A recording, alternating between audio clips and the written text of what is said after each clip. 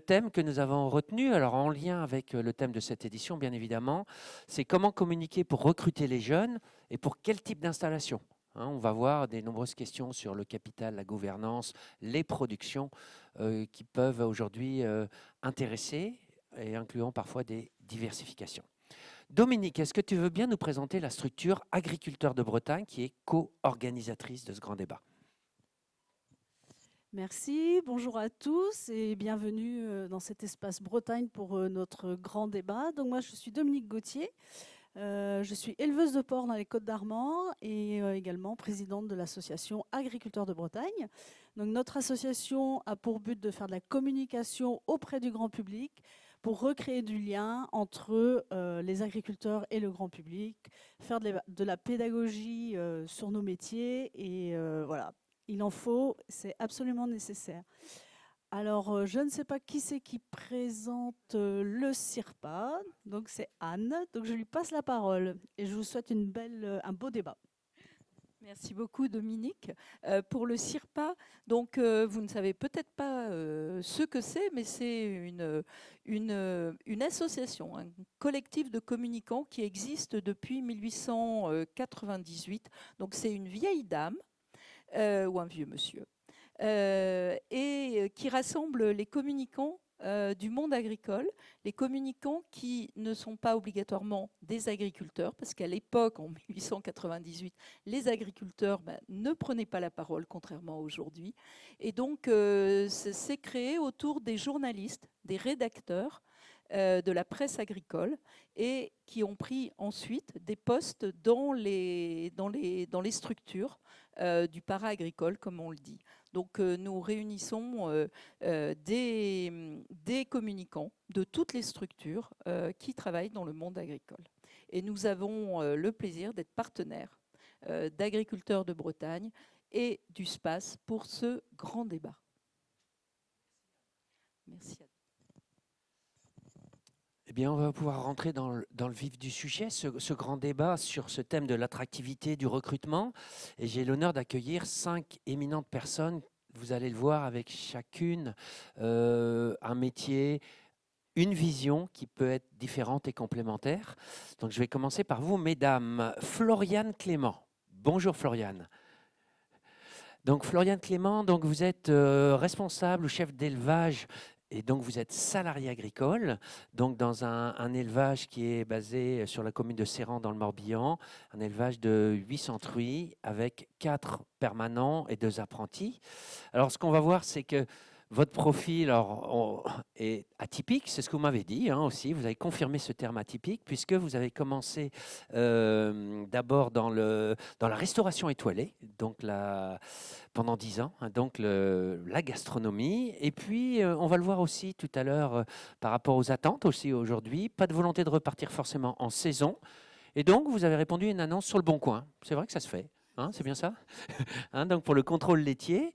Et puis, vous avez commencé à apprendre avec un éleveur. Alors, vous avez été ouvrière agricole en apprenant finalement en pratiquant, pas forcément en ayant fait un cursus scolaire ou une formation.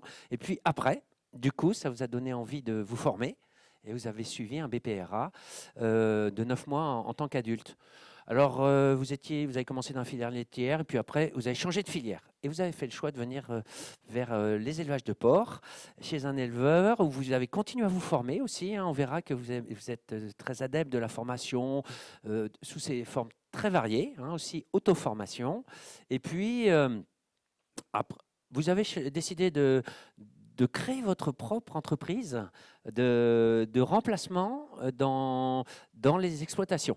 Et donc, comme vous aimiez bien le Bon Coin, vous avez aussi posé des annonces dans le Bon Coin et vous avez du coup travaillé pendant 6 mois dans ce contrat-là, dans cette forme-là. Et finalement, vous avez été recruté dans un autre élevage où vous avez été recruté directement chef d'élevage ou responsable d'élevage, où vous êtes encore aujourd'hui en CDI.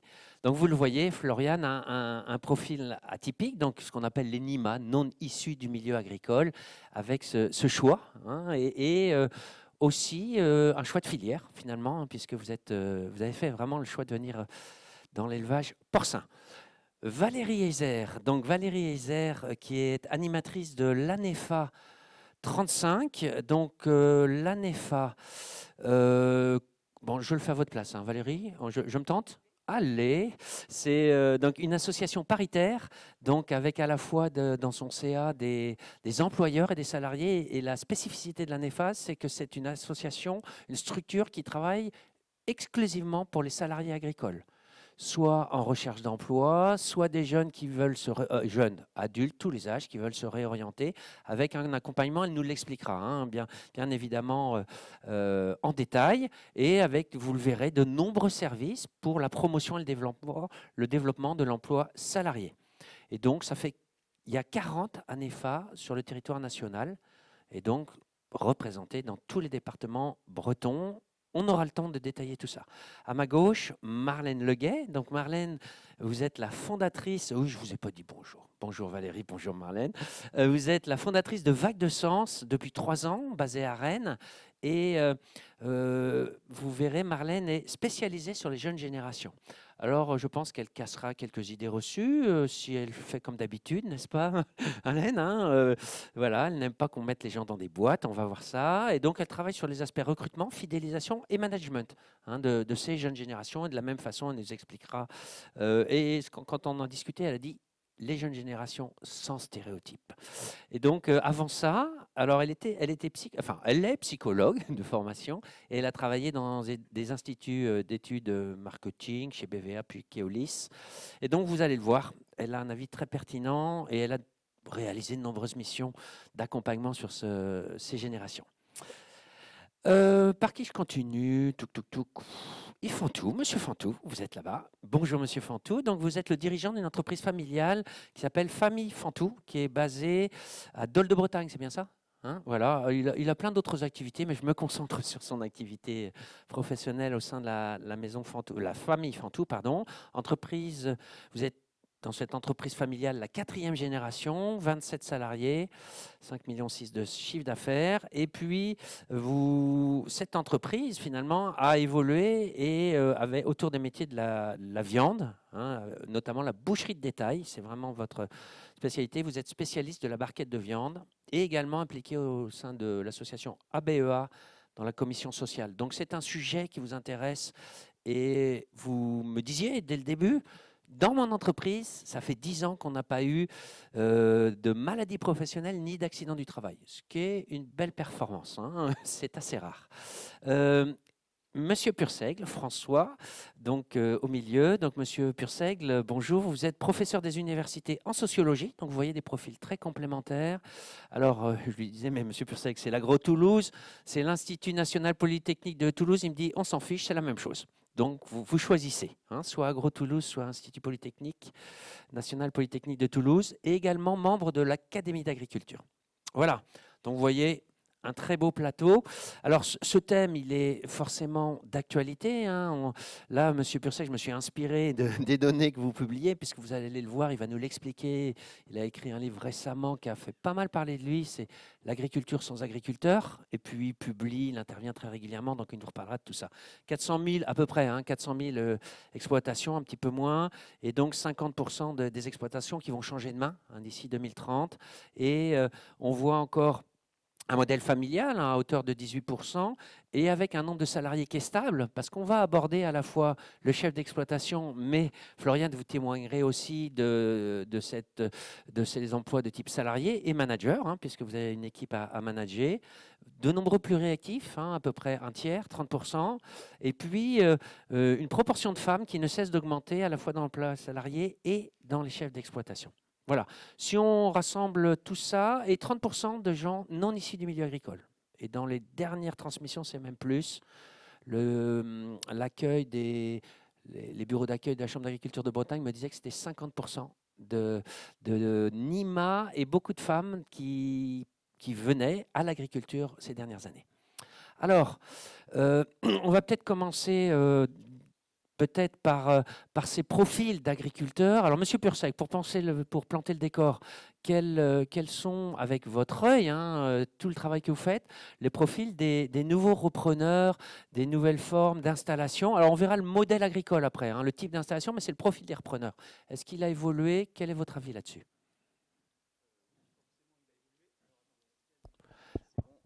il a évolué, mais juste un petit préambule quand même. Allez-y. Je pense que il faut, et je le disais tout à l'heure aussi en aparté, il faut se dire une chose, c'est qu'on n'est pas au pied du mur, on est véritablement dans le mur de l'installation, du renouvellement non pas des générations, mais je dirais plus largement des actifs. Là aussi, je vais mettre les pieds dans le plat. Je pense qu'on ne parviendra pas au renouvellement des générations dans ce secteur. Par contre, je pense qu'il y a un défi, c'est celui du renouvellement des actifs, qui ouvre de belles perspectives, non seulement de réflexion, mais surtout d'action au service finalement du maintien d'un appareil productif qui peut vaciller, et qui peut vaciller même dans une région comme la Bretagne. Donc on peut finalement disserter à l'envi sur le renouvellement des générations, se gargariser de cette pseudo-féminisation ou de l'arrivée de... Pseudo-féminisation. Oui, parce que 30%, si vous voulez, de jeunes de moins de 40 ans qui s'installent et qui sont des femmes, ça ne fait pas de ce métier un métier qui se féminise. Il faudrait, si tant est qu'on puisse parler de féminisation, il faudrait qu'il y ait plus de 50%. Et d'autre part, dans le gros des bataillons, parmi les 198 000 chefs d'exploitation qui auront l'âge de partir à la retraite, vous avez beaucoup de femmes qui ont acquis un statut sur le tard. Donc il y aura demain même moins de femmes peut-être dans certaines exploitations. Pourquoi ? Parce qu'il y a aussi beaucoup de femmes qui sont des prête-noms dans ces sociétés agricoles, allez, là aussi on va se le dire, et qui de toute façon partiront à la retraite. Donc je pense qu'il y a des signaux faibles intéressants à souligner, mais attention, il ne faut pas s'enfermer dans ces signaux faibles, il faut regarder aussi les tendances lourdes, et les tendances lourdes, elles ne sont pas à une féminisation, elles ne sont pas non plus à une arrivée massive de non issus du monde agricole. La question qui se pose aussi, c'est la capacité de ce secteur-là, justement, à accompagner de nouvelles figures de porteurs de projets. Parce que là où le bas blesse, c'est cette inadéquation entre une offre de structure d'exploitation et ces nouveaux profils, finalement, ces nouveaux porteurs de projets. Et c'est aussi pour ça que ça bloque. C'est aussi pour ça que ça bloque, et ça ne bloque pas uniquement entre des non issus du monde agricole et des personnes qui seraient issues du monde agricole, ça bloque dans les fermes familiales elles-mêmes. Ça bloque également dans les fermes familiales elles-mêmes. Pourquoi ? Parce que les 10 repreneurs ou celui qui est censé reprendre l'exploitation ne se retrouve pas toujours finalement dans la forme d'entreprise telle qu'elle a été pensée. Donc là, on pourra revenir là-dessus. Il y a un enjeu à faire finalement coïncider cette offre et cette demande d'exploitation agricole parce que le désir de micro-ferme qu'incarnent ces nouveaux profils ne rencontre pas non plus finalement la petite ferme à reprendre. C'est ça aussi le grand paradoxe de ces porteurs de projets qui aspirent à reprendre de la micro, mais qui ne se retrouvent pas pour autant dans la petite ferme de papa, parce que finalement, elles n'incarnent pas non plus un rapport au produit, à la valeur, etc. Mais là aussi, on reviendra là-dessus. Et puis, on a aujourd'hui des structures d'exploitation qui, finalement, ne sont pas en capacité, pour des raisons aussi de décapitalisation, d'embrasser ou d'accompagner justement ces profils. Et ces profils, ils sont variés. Et ce qu'on peut dire aujourd'hui, c'est que, finalement, on assiste à la fin des modèles. En fait, ces porteurs de projets, ils incarnent des ambitions parfois artisanales, parfois commerciales, parfois industrielle. C'est ça aussi une entreprise agricole. C'est ce qu'on va voir, oui. Voilà, le donc, modèle, le type d'exploitation au sens large, tout ce que ça inclut, transformation ou non, circuit court, capitalistique, familial ou non. Oui. Donc on va voir, on va creuser ce chemin-là.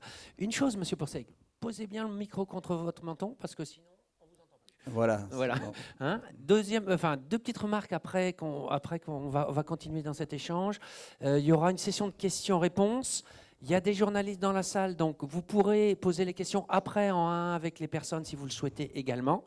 Et puis dernière chose, il y a captation d'image. Vous voyez le petit point rouge là-bas. Donc c'est pas du streaming, c'est pas en live, mais notre échange sera diffusé ensuite en intégralité dans tous les bons médias. Ce sera notamment... Alors, je ne sais plus où c'est, Mathieu. Où est-ce que c'est diffusé en général? Alors, site agriculteur de Bretagne? Non, c'est où? Et sur YouTube. Voilà. Floriane, donc vous avez... Alors, on plante le décor, mais le profil, donc vous me dites, moi je suis pas issu du milieu agricole, vous avez fait ce choix. Alors, vous me racontiez votre expérience quand vous allez expliquer ou témoigner de votre métier au salon de l'agriculture. Vous pouvez un peu nous raconter comment ça se passe, pour voir cet écart finalement entre votre métier, puisque les gens en connaissent ou en perçoivent. Oui, du coup, donc j'interviens au salon Contre le à manteau. Paris. Ouais, À super. Paris, et puis donc je me présente dans un enclos où il y a les cochons, et en fait ma mission sur le salon à Paris, c'est de communiquer donc sur mon métier et sur mon quotidien, Ouais. en posant directement la question aux personnes: comment vous l'imaginez? Et là il y a des surprises. Il faut être assis. Il faut être Il vaut assis. mieux être assis, Ouais. sinon on tombe. Voilà. Alors, vous prenez quand même cet échange. Et puis aussi, on a vu des bâtiments qui n'étaient pas toujours ouverts. Alors, il y a des différentes raisons, dont sanitaires, ce que les gens oublient souvent, Oui. sur l'élevage en plein air, notamment pour les volailles. Est-ce que vous pensez qu'on aurait peut-être dû ouvrir un peu plus tôt les bâtiments, faire connaître les métiers un peu plus tôt, pour qu'il n'y ait pas, finalement, c'est peut-être plus même un écart, un gap énorme, Voilà. un abysse. Oui. Hein, Je pense clairement que on a loupé un tournant en fait dans l'agriculture, où on s'est enfermé dans nos bâtiments. Donc on connaît bien la phrase vivons heureux, vivons cachés. Là, c'était pas le bon truc à faire. Bon, on ne peut pas refaire le match, mais on va voir comment on fait à partir de maintenant. Monsieur Fantou, vous, quel est votre avis? Est-ce que finalement les choses ont changé tant que ça Alors, on parle des repreneurs, mais les gens que vous recrutez, parce que vous recrutez à la fois des bouchers pour préparer les barquettes dont on parlait tout à l'heure, des gens dans l'atelier de conditionnement, expédition. Est-ce que vous voyez un changement? Oula, il a l'air de bien marcher. Je sais pas. Oui, celui-ci marche très fort. Ouais, il marche très fort. Bon, Merci, monsieur. notre expert va nous faire le réglage qui va D'accord, bien. ça y est, c'est fait. Bien évidemment, je pense que tout a changé. Vous allez nous parler des jeunes tout à l'heure, mais je pense que toute la société a changé. Je pense qu'un gars de 60 ans, c'est pas le même qui a 20 ans ou qui a 30 ans. Un gars de 70 ans, c'est la même chose. C'est toute la société qui a changé. C'est pas seulement les jeunes. Et on arrive sur des conflits peut-être des générations qu'on a toujours eu. Moi, je crois vraiment dans notre jeunesse. Enfin, j'ai absolument aucun souci avec ça. Voilà. Donc, sur un petit peu, moi, je me suis posé une question fin des années 90. En me disant, je suis 4e génération, vous l'avez dit tout à l'heure dans l'entreprise, en me disant qu'est-ce qui se passe aujourd'hui. J'ai des copains de promo qui sont dans des grosses boîtes de viande et qui me disent on a des maladies professionnelles, on a des accidents de travail, on a du mal à recruter. Je dis mais qu'est-ce qui se passe? Le travail est plus facile que chez mon père et il y a de plus en plus de problèmes. Qu'est-ce qui se passe autour du travail? Et depuis, je travaille ces questions-là quotidiennement, On va voir, oui. quasiment tous les jours. Donc avec mes équipes, enfin voilà. Donc, et aujourd'hui, bon, ça fait 20 ans qu'on est sur ce bâtiment de Dole pour lequel on avait réfléchi vraiment avant de s'installer, sur des conditions de travail. Pourquoi? Et à chaque fois, je le dis, c'est pas forcément pour les salariés, mais c'est pour me protéger moi. J'ai besoin des gens tous les jours, j'ai besoin des gens qui soient là. Le turnover, je sais tout de suite que c'est compliqué. Donc voilà. Donc pour moi et pour l'entreprise, on a mis beaucoup de choses en place et qui tiennent depuis 2003. Donc, Oui, c'est ça. Vous avez 20 ans d'antériorité sur ces sujets-là, donc on va le voir. Hein. Et puis voilà, et on peut se féliciter effectivement. Alors j'ai quand même eu une coupure. Là, j'étais très mécontent il y a 3 semaines. Donc voilà, un jeune qui s'est coupé, ça ne nous fait pas plaisir. De 15 jours d'arrêt de travail, bon, c'est des choses qui arrivent fréquemment. Et ce qu'il faut voir sur l'évolution quand même dans nos métiers, c'est que j'ai eu beaucoup de mal en tant que 4e génération. C'était les salariés, moi ils m'ont vu de grandir, les salariés que j'ai pris au départ, leur faire porter les gants de protection, etc. Je peux vous dire que c'était quand même assez costaud. Et j'avais des gens très forts qui disaient que de toute façon ils n'en avaient pas besoin, ils ne se coupaient pas. Et finalement ils se coupaient tout le temps, quoi. Et aujourd'hui, on n'a plus de coupure, on a mis quand même beaucoup de choses en place. Et on est plutôt très, très, très ferme sur ces questions-là. Voilà, Oui. on ne veut pas ça. Et là, cette coupure-là, je peux vous dire que ça fait absolument pas plaisir. Donc non seulement le gars il est coupé, mais en plus, il sait qu'il va se faire engueuler. Donc, voilà. Attendez qu'il soit remis un peu sur pied quand même. Non, avant mais de ça va, gueuler, sinon il va... c'est fait. Et puis ça se passe. Ouais, d'accord. Ça se passe très bien, on casse pas les gens. En tout cas, ce que je lui ai dit, si tu envoies un sans le gant de protection, surtout, tu lui rentres dedans, quoi. T'as pas Oui. le droit de faire ça. On Voilà. peut l'imaginer avec des couteaux qui a un risque de se couper.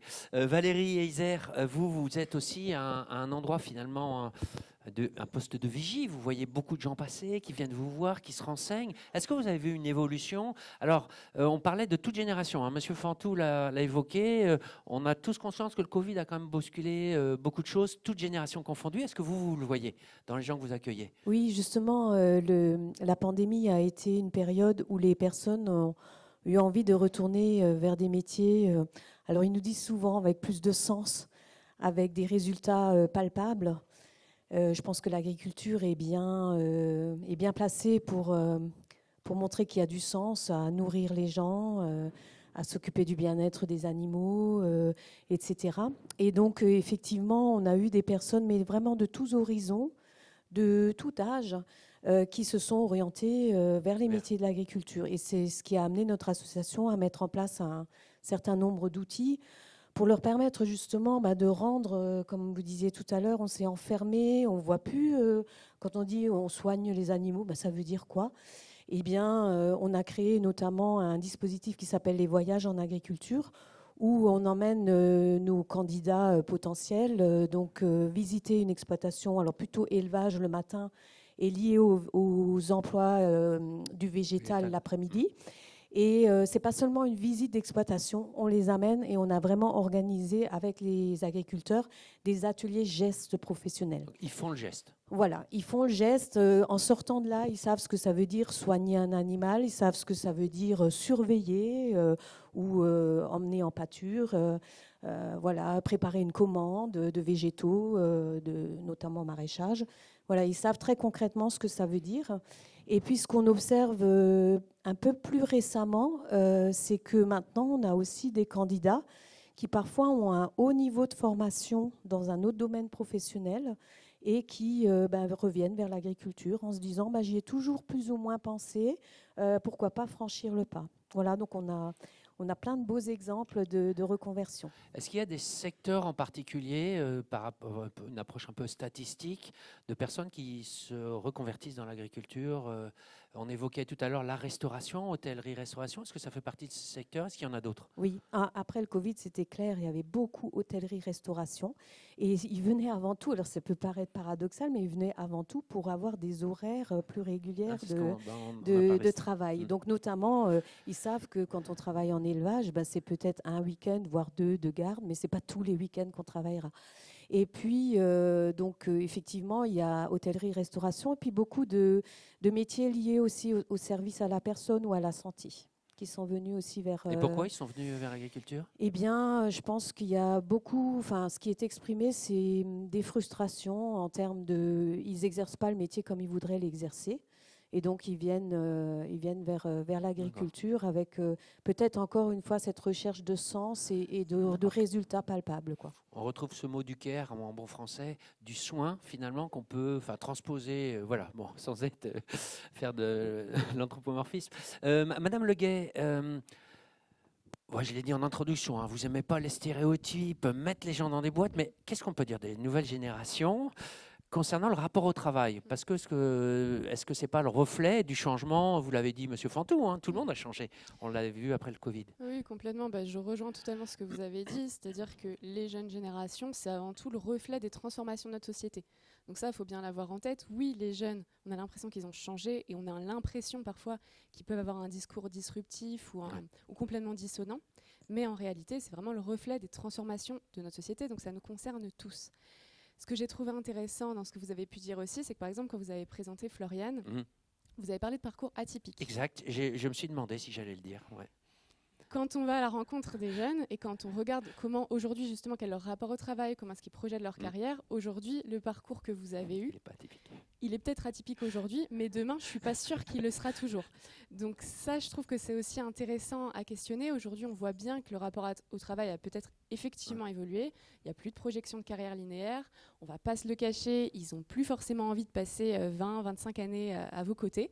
En tout cas, ce n'est pas la projection en début de carrière. Pour autant, ça ne veut pas dire qu'ils ne passeront pas 10 ans et peut-être qu'effectivement, ils partiront faire autre chose et peut-être qu'ils reviendront à un moment parce qu'ils se diront finalement, je ne suis pas allé au bout.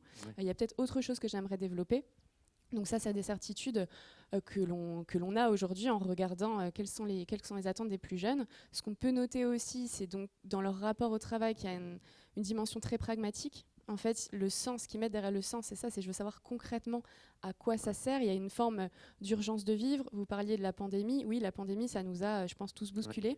Et ce qu'on voit bien chez les plus jeunes, c'est que c'est venu leur faire prendre conscience que tout ce qu'on leur avait promis, tout ce qu'on leur avait dit, toutes leurs certitudes pouvaient être bousculées du jour au lendemain. D'accord.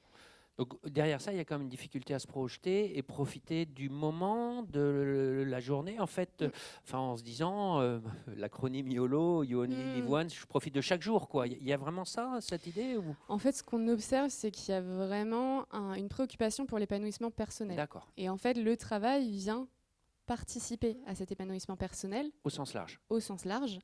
Et avant, cet épanouissement, il était pensé à l'échelle d'une vie. Donc c'est j'ai toute la vie pour m'épanouir. Là, aujourd'hui, il résonne plutôt à l'échelle d'une semaine, voire parfois à l'échelle d'une journée. Donc c'est concrètement, aujourd'hui, à quoi je sers si quelque part, je dépense mon temps au sein de cette entreprise. Eh bien, qu'est-ce qui me démontre que j'ai vraiment une utilité, que je sers à quelque chose et que ça vaut le coup.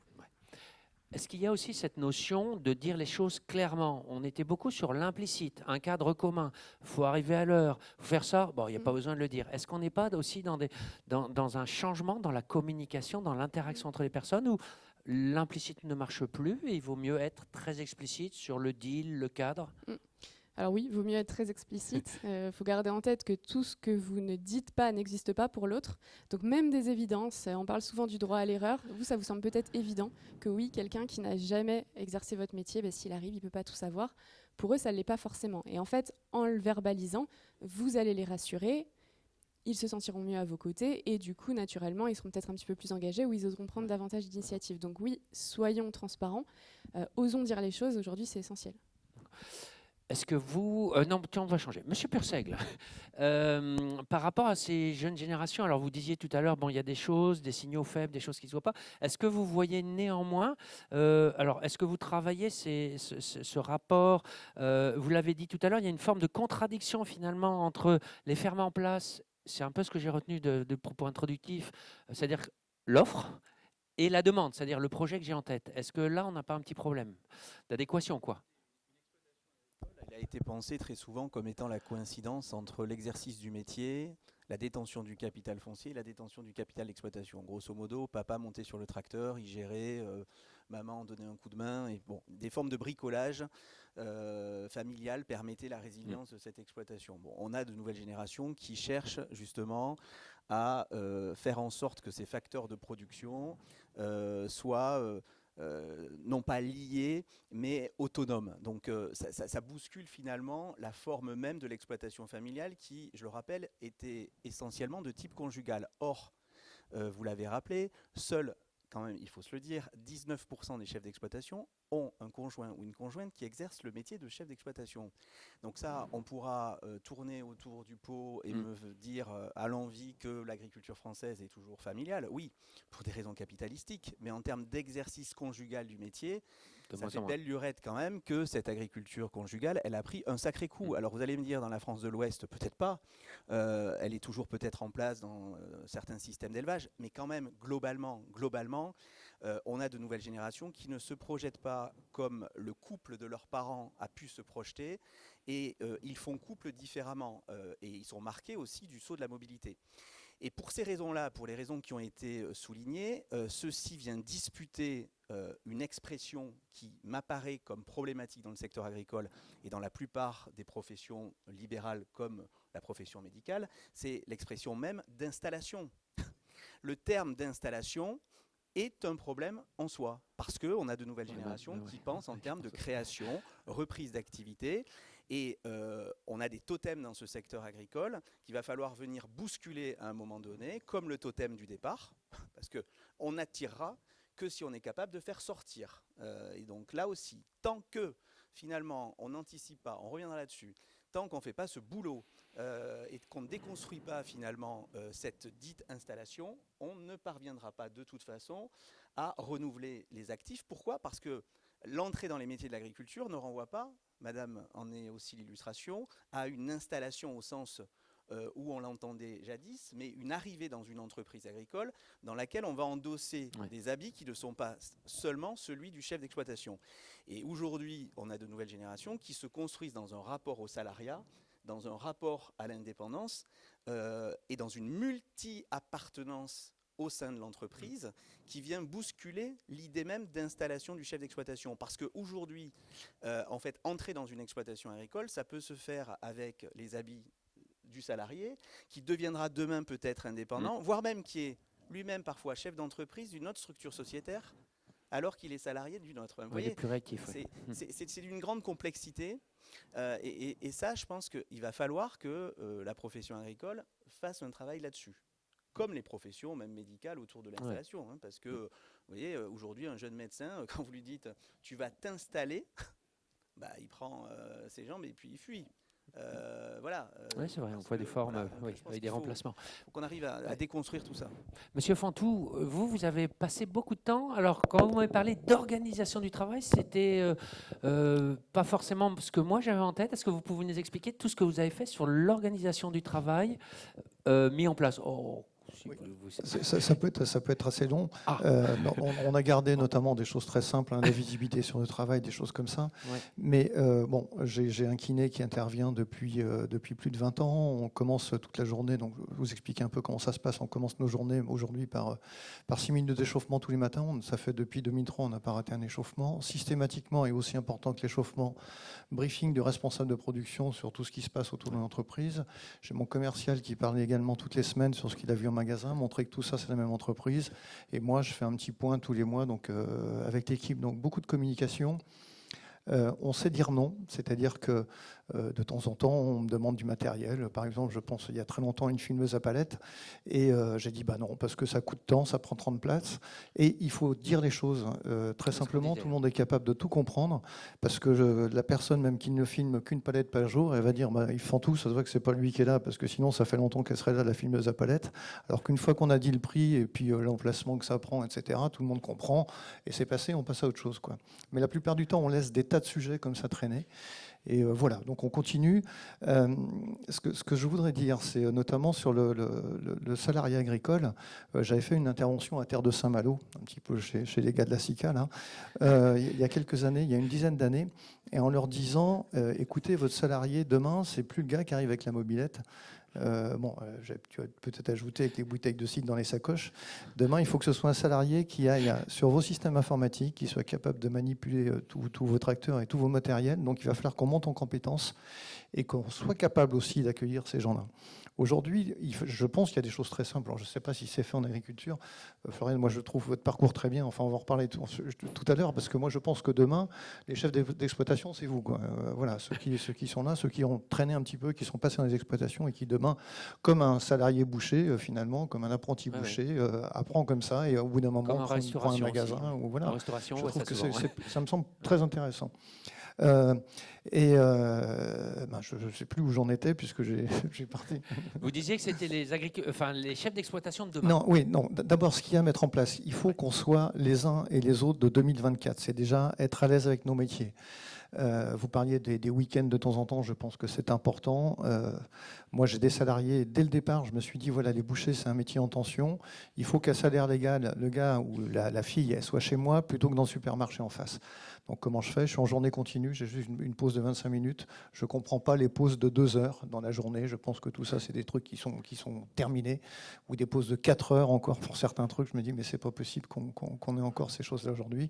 Donc voilà, on est en journée continue, on ne travaille pas les week-ends, on ne travaille pas les jours fériés. Et les gars sont chez moi et à salaire égal par rapport à ce qui se passe à côté. En agriculture, j'avais vu déjà, donc il y a quelques temps, il faut aussi que nos installations soient 2024, c'est-à-dire être capable d'accueillir des salariés, avoir des toilettes propres tous les jours, avoir des vestiaires propres tous les jours, que les gens peut-être aient une tenue. Enfin, normalement, moi, ce que j'ai chez moi, c'est une tenue propre également tous les jours. Toutes ces choses-là doivent être organisées pour le salarié.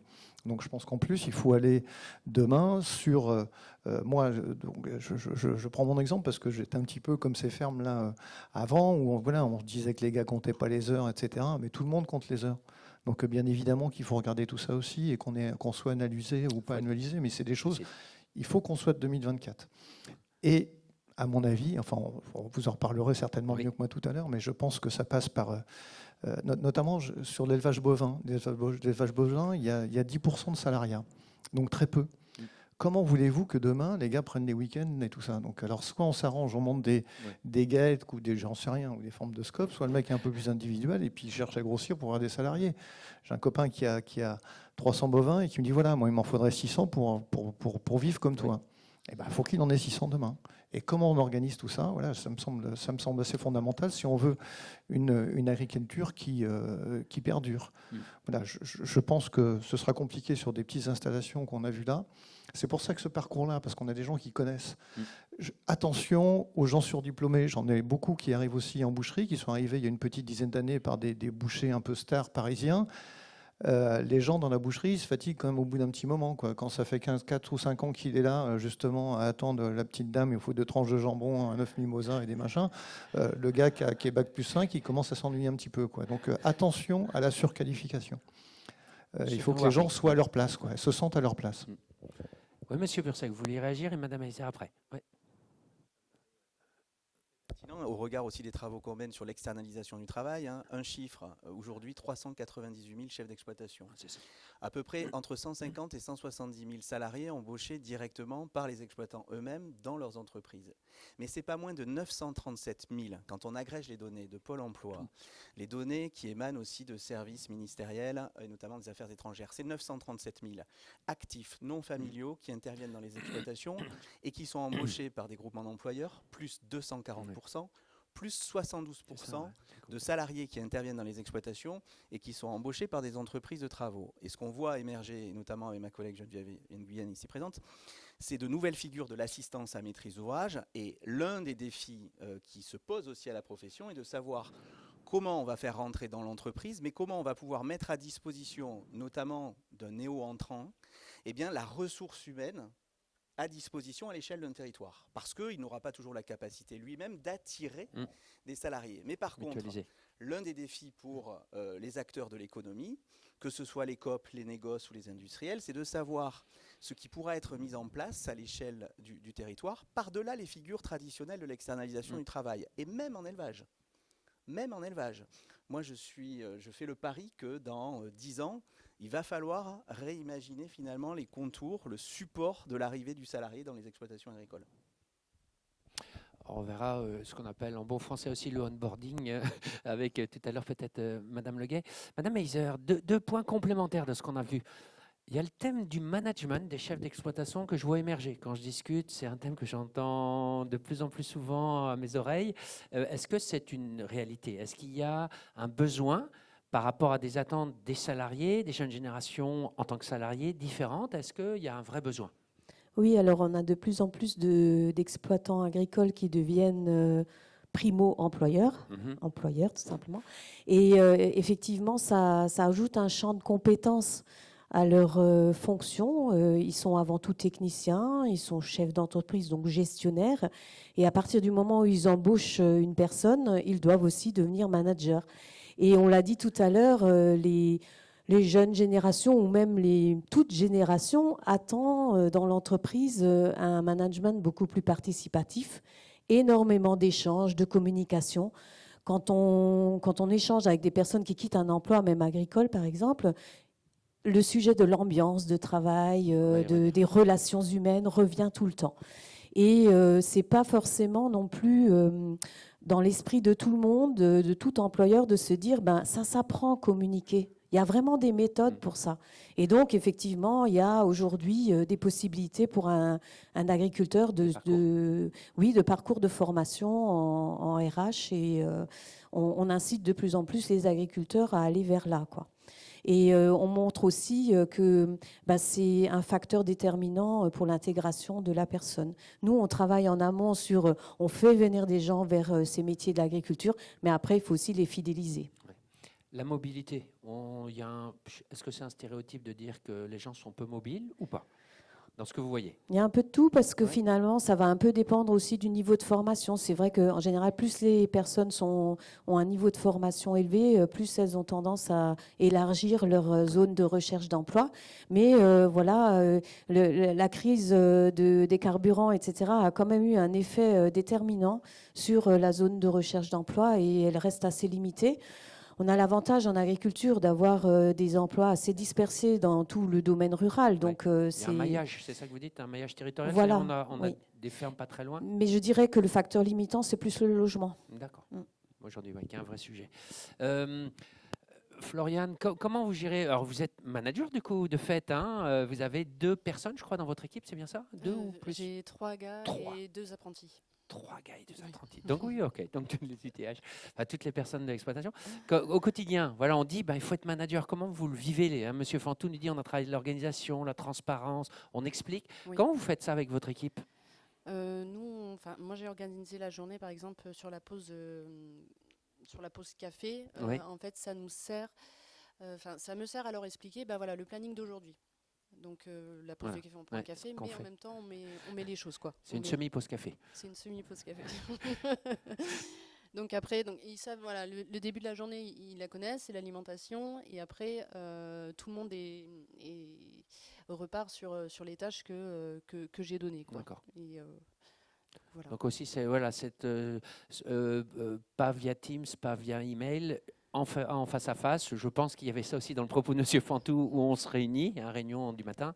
Très important. Madame Leguet, par rapport à ce qu'on dit là, est-ce que vous pouvez nous donner des petites astuces, ou en tout cas, quels sont les facteurs déterminants? On l'a vu pour le recrutement, l'intégration, mais aussi la fidélisation. Parce que derrière ce qu'on dit, un mauvais management, peut-être que je vais arriver, peut-être rester le mois de l'intégration, et puis au bout de 6 mois, je me lasse du style. Voilà, quels sont, avec votre vue d'experte, et puis vous avez une vision assez large sur ce sujet-là, les critères, facteurs clés de succès pour retenir les jeunes? Avant de répondre à votre question, je me permets juste une petite précision, nous, sur notre approche. Continuellement, en fait, on va rencontrer des jeunes. Donc, c'est vraiment des milliers, des dizaines de milliers de jeunes qu'on rencontre chaque année. Donc, ce que j'entends par jeunes, c'est les 15-30 ans. Et donc, on réalise des études, on fait des micro-trottoirs, on fait des entretiens, on fait vraiment plein de choses pour réussir à comprendre comment est-ce qu'ils décryptent le monde professionnel. Donc là, ce que je vous partage, ce n'est pas ma vision personnelle, c'est ce qui ressort de ces études. Et donc, quand on regarde les choses de manière objective, effectivement, les 3 premiers leviers de fidélisation, c'est l'ambiance, la relation avec les collègues et la relation avec le manager. Ça, c'est vraiment très présent. Et aujourd'hui, le relationnel, c'est le levier principal de fidélisation. Vous parliez tout à l'heure de tout ce que vous faites de bien au sein de votre entreprise, et vous faites des choses de bien. J'ai jamais mis un pied chez vous, mais je le sais. Pourquoi? Parce que quand on rencontre les jeunes en entretien, c'est ce qu'ils nous disent. Donc, ce qu'il faut avoir en tête aussi, c'est que cet aspect relationnel, c'est ceux dont ils vont parler. Et s'ils nous le disent à nous, vous pouvez être sûr qu'ils le disent aussi à leurs amis en classe, qu'ils leur disent aussi aux personnes qui partagent leur formation. Donc aujourd'hui, cet élément relationnel, il peut sembler secondaire, mais il est vraiment central. Ça va vous permettre de fidéliser, ça va vous permettre d'attirer. Ça va leur permettre d'oser passer le pas. Et puis après, en termes de fidélisation, ce qui est important aussi, c'est de leur donner des perspectives. Je l'évoquais tout à l'heure, il y a une vision quand même court-termiste qui est assez présente. Aujourd'hui, ils veulent savoir à l'instant T pourquoi est-ce qu'Edi prendrait du temps à vos côtés, mais il va falloir leur donner des perspectives pour leur faire prendre conscience que, ok, ils ont peut-être prévu de passer 2 ans à vos côtés, mais finalement, que vous allez peut-être pouvoir leur proposer autre chose. Alors peut-être que ça va être une évolution vers des missions de management, peut-être que ça va être d'autres missions transversales, mais en tout cas, leur donner des perspectives, ça c'est important quand on travaille sur la fidélisation. Et aussi un élément, il faut quand même en parler, la rémunération. Ah oui, le rapport à l'argent est un peu plus transparent aussi, non? Il est un petit peu plus transparent, ils sont effectivement assez décomplexés vis-à-vis de la rémunération. Gardez en tête que la rémunération, évidemment, est importante, on ne va pas dire le contraire, mais ce qui est encore plus important, c'est la perspective d'évolution. Ça, on le voit bien dans les discours, mais la rémunération, oui, c'est un essentiel, mais l'ambiance est plus importante aujourd'hui que la rémunération en termes de fidélisation. C'est vrai que parfois il y a un focus un peu fort sur la recherche de sens, mais il y a quand même autre chose dans ce qu'on dit. Marc, est-ce que tu veux bien m'aider pour voir s'il y a une question dans le public à mi-parcours? Est-ce qu'il y a des gens qui veulent poser une question à nos éminents spécialistes? Pas de questions? Aucune? Bon, Marc, désolé de t'avoir fait lever. Ah, si, non, il s'étire. Ah non, vous une question? Ah ouais. Il faut que ce monsieur se présente. Bonjour, François Ragissuat, je suis éleveur. J'ai quand même une question. Nous, dans nos métiers d'élevage, nos animaux, ils sont là 365 jours par an, 24 heures sur 24. Et c'est vrai qu'aujourd'hui, les jeunes ont un rapport un peu différent par rapport au travail, et je trouve par rapport aux horaires. En tout cas, c'est une perception que j'ai. Et je pose pas la question aux gens qui sont dans l'élevage, mais aux autres à côté. Je pense que c'est un petit peu différent dans les entreprises. Mais dans l'élevage, on peut avoir un problème à 16h le soir, à 17h, à 18h, ou le week-end. Ou le week-end. Et on a, en tous les cas, moi, la perception que j'en ai, c'est que les jeunes aujourd'hui, tu te démerdes avec ton problème en tant que patron. Ok. Je suis en week-end. Il est 16h, la journée est finie, elle est finie. Ben, tu le gères derrière. Et ça, je trouve que dans nos métiers d'élevage, je ne sais pas s'il y a une réponse par rapport à ça, mais aujourd'hui, j'ai l'impression qu'il y a un décalage. Et comment on peut faire pour qu'ils aient une réaction sauf que à un moment, ça repose sur quelque chose qu'on ne peut pas laisser nos animaux comme ça, quoi. C'est pas la même chose qu'une entreprise, on va dire. Et dans la boucherie, ça ferme à 19h, on ferme la porte, c'est terminé la journée. Façon de parler, mais il y a des choses qui peuvent attendre le lendemain. Mais nous, des fois, ça peut pas. Oui, il vous a interpellé, Monsieur le Président, donc il faut peut-être dire pourquoi vous a appelé Monsieur le Président. Oui, non, c'est bon. Si, quand même, il l'a dit, donc on n'en avait pas parlé. Oui, bien évidemment, il y a ça, mais effectivement, je pense qu'il faut, je disais tout à l'heure, il faut être de 2024. Rappelez-vous, pour nous, les médecins de famille, quand moi j'étais gamin, on allait le dimanche, on pouvait aller le dimanche chez le médecin, il était là, et lui, il disait comme vous qu'il travaillait 24 heures sur 24. Aujourd'hui, tout ça, c'est fini, parce que sinon, on n'a plus personne. Et on n'a pas le choix de son époque. Donc, à partir du moment où ça se passe comme ça, je me souviens d'un copain qui me disait qu'il avait beaucoup de mal à faire venir les salariés le samedi matin. Bon, maintenant, je pense qu'il a dû arrêter, quoi, parce que voilà, c'était compliqué. Donc, on trouve une organisation, finalement, pour éviter tout ça.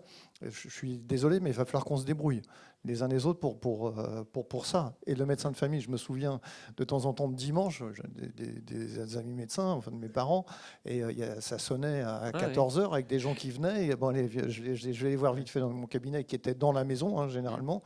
Et voilà, donc toutes ces choses-là sont terminées aujourd'hui. Et je pense que si on veut demain des jeunes, il faut que tout ça soit organisé. C'est-à-dire que votre astreinte du soir, il faut qu'elle soit organisée.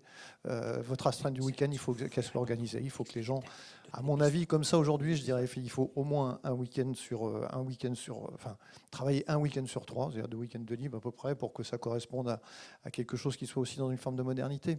Ce qu'il faut aussi les uns les autres, on n'a pas parlé, mais c'est qu'on soit à l'aise avec nos métiers.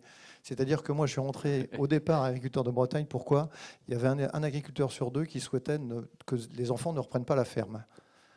Alors que moi, je trouve que ce sont des super métiers, quoi. Enfin, des très très beaux métiers. Donc je ne comprenais pas ça. Et donc on a monté avec quelques-uns agriculteurs de Bretagne à ce moment-là. Autre chose aussi, dire qu'on a du mal à recruter, c'est catastrophique. Ça veut dire que personne ne veut venir faire votre métier. Donc attention à la communication. Quand je vois des entreprises qui mettent en dur partout, on recrute. Qui a envie d'y aller ? Enfin, ici, est-ce que quelqu'un a envie d'aller dans une entreprise qui a du mal à recruter ? Personne. C'est comme une annonce pour une maison qui reste 6 mois. On est d'accord ? Mais donc soyons positifs dans ce qu'on fait. On a des super métiers, enfin des très beaux métiers. Moi, jamais. Je dis à mes salariés qu'on fait un très beau métier. Depuis toujours. Depuis toujours. Notamment quand on me parle de pénibilité et tout ça sur mon métier, je suis fou furieux. Enfin, je n'accepte pas ça. Dire qu'un métier est pénible, ça veut dire que c'est des pauvres gens qui ne peuvent pas faire autre chose. Donc, j'accepte pas ça. C'est insulter les gens. Voilà. Donc, tous ces jugements extérieurs, je les conteste systématiquement. C'est pour ça que je me suis engagé d'abord à la BEA, sur la commission sociale. Moi, j'en suis parti depuis un petit moment. Je me suis engagé avec agriculteurs de Bretagne. Voilà, sur toutes ces choses-là. Monsieur Purseg et ensuite Madame Leguet. Pour construire, par rapport au constat que vous faites, moi je pense qu'il est important, c'est de dire comment on peut s'organiser au-delà du constat qui est fait. Voilà. Est-ce que vous avez des éléments de réponse, Monsieur Purseg et Madame Leguet ? Parce que je ne serai pas là, mais je pense qu'il faut savoir aussi impliquer les salariés dans la prise de décision, c'est-à-dire dans l'achat de matériel agricole. C'est-à-dire un salarié doit être finalement le responsable, celui qui a la responsabilité de ce matériel qui ne doit pas être choisi par le chef d'exploitation, mais en concertation aussi. Dans les exploitations familiales françaises, on a du mal justement à impliquer le salarié dans la décision. Ça veut dire aussi déléguer dans ce qu'on dit. Oui, déléguer, c'est pas simplement le faire ensemble, c'est le faire faire aussi. Et dans le faire faire, il y a la nécessité d'impliquer dans la décision, parce que finalement le salarié d'aujourd'hui sera peut-être l'associé de demain. Et puis, la première adversaire de l'agriculture familiale en termes d'attractivité, c'est la famille elle-même. C'est la famille elle-même. Quand on vient de ce milieu, on sait ce qu'est le management familial. Et on sait pourquoi, finalement, certains ne veulent pas de ce management familial aussi. Donc, il faut aussi que l'agriculture, elle balaye devant sa porte, parce que ce n'est pas la peine d'aller chercher la main du grand investisseur chinois pour expliquer finalement les difficultés à reprendre des fermes. Oui, les familles agricoles ont un travail aussi à faire dans leur capacité à rester attractives, même pour leurs propres enfants. Parce que moi, j'entends les NIMA, les ceci, les cela, effectivement, ces jeunes qui ont un niveau de formation même plus élevé et qui finalement ne restent pas forcément toujours dans les exploitations. Il faut quand même qu'on arrive aussi à conforter la place du successeur dans ces exploitations. Madame Lequet. Oui, pour rebondir sur la question qui a été posée, vous parliez donc des horaires. En fait, derrière le sujet des horaires, nous, ce qu'on observe, c'est qu'il y a le sujet de la flexibilité. C'est finalement, je veux savoir qu'à un moment donné, si j'ai une priorité, si quelque chose est important pour moi, j'ai une entreprise qui est prête à faire un pas vers moi. Et de cette manière-là, vous allez créer un système finalement donnant-donnant et vous allez renforcer l'engagement de vos collaborateurs. Donc ça, je pense que c'est un sujet à bien garder en tête. Après, il y a un autre sujet, c'est celui de la prise de conscience. C'est-à-dire que qu'est-ce qui se passe en fait si je pars à 18h ou à 19h? Qu'est-ce qui se produit? Quel est l'impact? Ça, c'est pareil, ça peut sembler une évidence pour nous, ça ne l'est pas forcément pour des jeunes professionnels qui arrivent à vos côtés. Donc ce qui est important, c'est vraiment de matérialiser autant que possible la chaîne de valeur que vous représentez, de rappeler ce que vous faites de bien, en quoi ce que vous faites est utile, en quoi chacun a une place et chacun a une place importante. Donc ça peut se faire de plein de manières différentes. Rien que quand ils arrivent à vos côtés, c'est de faire une présentation de votre structure qui recrée cette chaîne de valeur. C'est un basique. Mais simplement, pour les plus jeunes, ça va leur faire prendre conscience de quelle est la chaîne et quelle est leur place dans cette chaîne-là. Et puis, sur la question des horaires toujours, il y a aussi la question des conséquences. Au sens où je vais vous prendre un exemple, alors qui n'est pas du tout en lien avec le secteur d'activité, mais on avait accompagné des garages automobiles. Voilà. Et dans ces garages automobiles, il y avait, dans un garage en particulier, un gros problème au niveau du respect des horaires, avec des personnes qui arrivaient toujours en retard. La première question qu'on a posée, c'est « D'accord, les personnes arrivent toujours en retard, donc ça vous dérange, j'ai bien compris. Mais concrètement, qu'est-ce qui se passe ?» Réponse du manager, il se passe que nous, on a nos clients, il faut qu'on s'adapte. Donc, il y a quelqu'un d'autre de l'équipe qui fait son travail. Donc, la conséquence pour le collaborateur qui arrive en retard, elle est nulle. Donc, il y a un moment, c'est aussi... Alors, je sais que ce n'est pas forcément facile, mais c'est aussi leur faire prendre conscience de l'impact qu'a ce manquement, de l'impact qu'a peut-être ce manque d'engagement de manière très concrète. Donc, je veux dire au client, tu vas aller expliquer au client que tu es arrivé en retard et donc il va recevoir sa voiture 1 heure plus tard. C'est bien ça? C'est bien ça. Un peu ça, l'esprit. Et pour aller un petit peu plus loin vis-à-vis de cet exemple-là, justement, c'est ce qu'on a fait. On a travaillé avec les équipes en disant la prochaine fois, laissez-le se confronter au client. Et c'est arrivé une fois, la personne n'a plus été en retard. Pourquoi? Parce qu'elle a été confrontée à la responsabilité de ses actions. Ce que j'entends, c'est qu'il ne faut pas mettre de rustine sur le bateau. Il y a des fois, il ne faut peut-être pas le laisser couler, mais il faut qu'il prenne un peu l'eau pour qu'on prenne conscience. Il y a un peu de ça? Il y a un peu de ça. D'accord. Les facteurs limitants, Madame Heiser, on a vu, on en a listé pas mal. Est-ce qu'il y a, c'est une image, et dans le contexte de cet été, ça fait bizarre, mais bon, comme ça. Les personnes en reconversion, on a vu l'importance de l'intégration, aussi de réorientation. Quel est votre avis là-dessus, sur cet accompagnement qui doit durer finalement? C'est pas spot, il y a une annonce, et puis après, voilà, ils se débrouillent. Comment vous assurez alors suivi, c'est peut-être pas un joli mot, mais cet accompagnement dans le temps pour sécuriser ou donner le plus de chances possible au succès, quoi?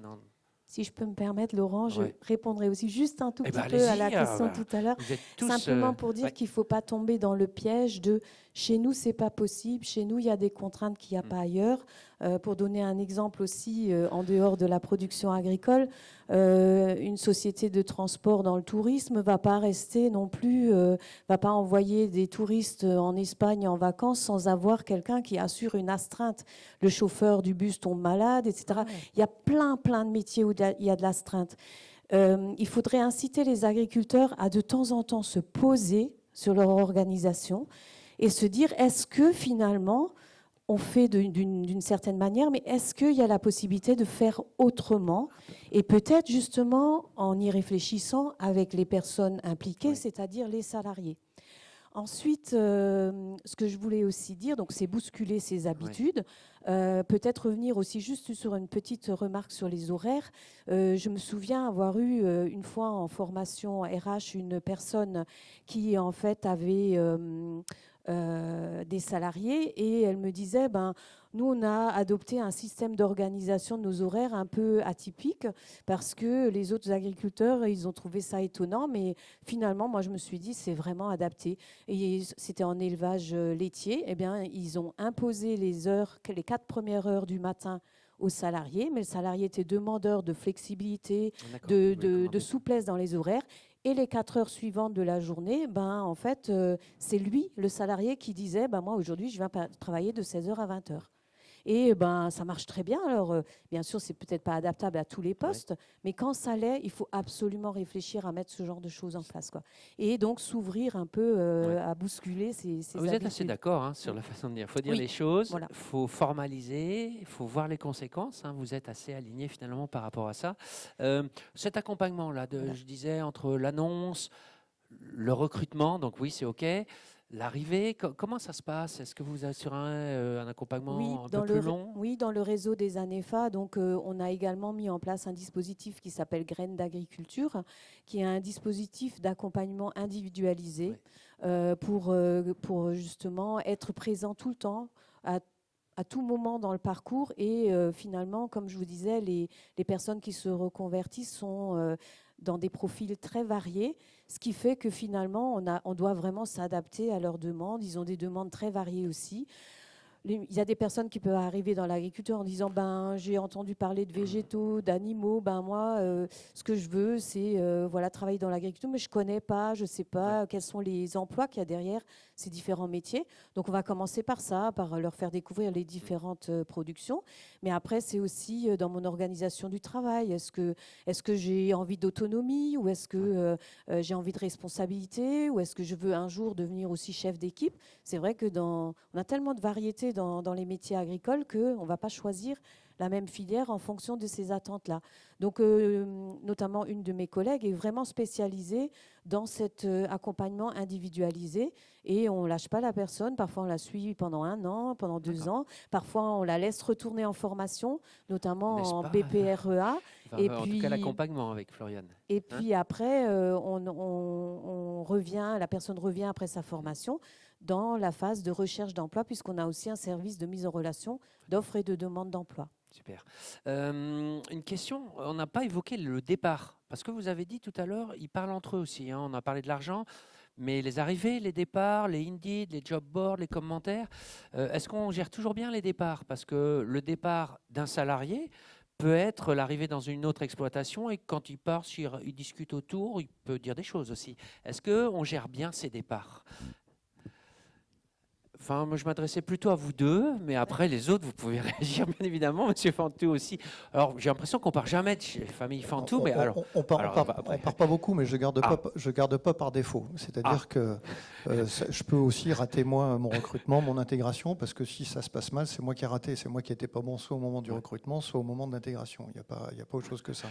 Et j'explique, quand je garde pas par défaut. Je pense que mes salariés ont vu déjà qu'il ne fallait pas garder la personne déjà bien longtemps avant moi.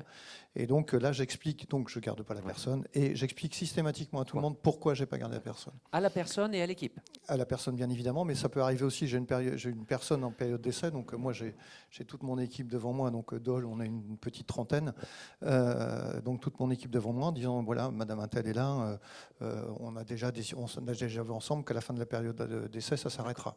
Voilà, mais tout ça, j'essaie d'être très clair avec ça, et voilà, et je donne ma position, et je termine toujours par est-ce qu'il y a des questions.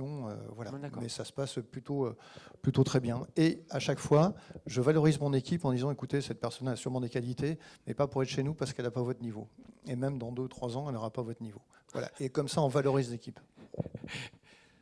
Vous le dites après qu'elle soit partie ou devant elle?